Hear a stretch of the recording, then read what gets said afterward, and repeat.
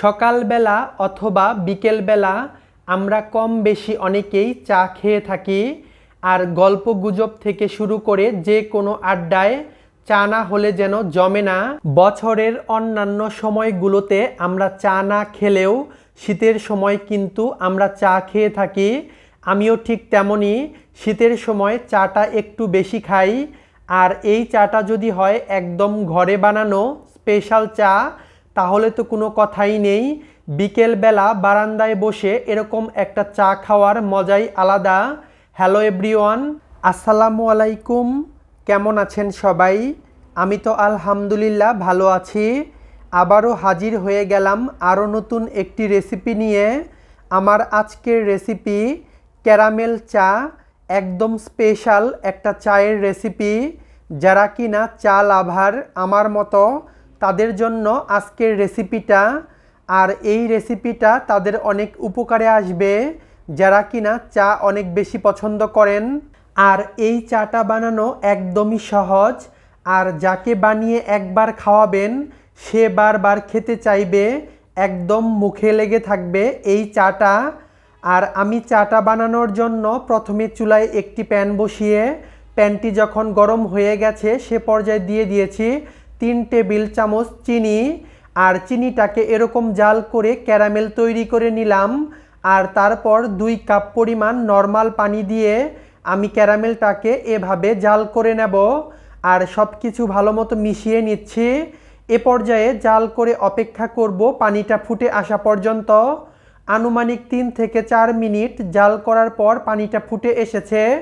আর এ পর্যায়ে দিয়ে দিলাম 2 টেবিল চামচ চা পাতা, আরও দিয়ে দিলাম 2টো এলাচ আর 2টো লবঙ্গ।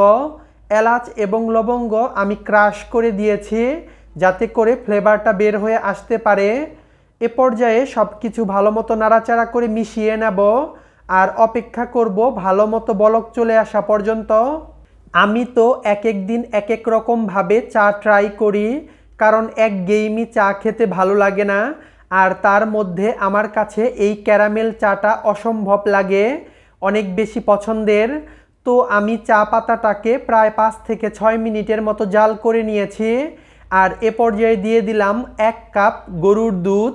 এই চাটা বানানোর জন্য গরুর দুধ দিলে চায়ের টেস্ট আরও বেশি ভালো হয়। তবে আপনারা চাইলে এই চাটা গুঁড়া দুধ দিয়েও করতে পারেন, তবে সেক্ষেত্রে টেস্টটাকে কম্প্রোমাইজ করতে হবে। আমি গাভীর দুধটাকে আগে থেকেই জাল করে নিয়েছিলাম আর তারপর চায়ের মধ্যে দিয়ে দিয়েছি। আমি দুধ দেওয়ার পর চাটাকে প্রায় 5 থেকে 6 মিনিটের মতো আরও জাল করে নিয়েছি। আমার ক্যারামেল চাটা একদম রেডি। এ পর্যায়ে চুলা থেকে নামিয়ে একটা চা ছাঁকনা দিয়ে আমি চাটা ছেঁকে নিলাম। আর এ পর্যায়ে চলুন আপনাদের সাথে পরিবেশন করে দেখাচ্ছি। তো আপনারা দেখতেই পাচ্ছেন চায়ের কালারটা ঠিক কতটা সুন্দর হয়েছে, আর খেতেও মাশাল্লাহ অনেক বেশি মজার। আমি একটা চায়ের কাপের মধ্যে চাটা ঢেলে নিচ্ছি।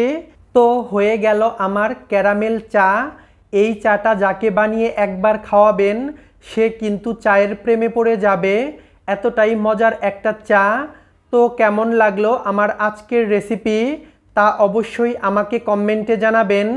আর ভিডিওটা ভালো লাগলে লাইক, কমেন্ট এবং শেয়ার করবেন বন্ধুদের সাথে। আমার রেসিপিগুলো ভালো লাগলে প্লিজ প্লিজ আমার ইউটিউব চ্যানেলটাকে সাবস্ক্রাইব করবেন। ফেসবুক পেজ এবং টিকটক থেকে দেখে থাকলে ফলো দিয়ে আমার পাশেই থাকবেন। আবারও দেখা হবে নতুন কোনো রেসিপিতে। সে পর্যন্ত সবাই সুস্থ এবং ভালো থাকবেন। আল্লাহ হাফেজ।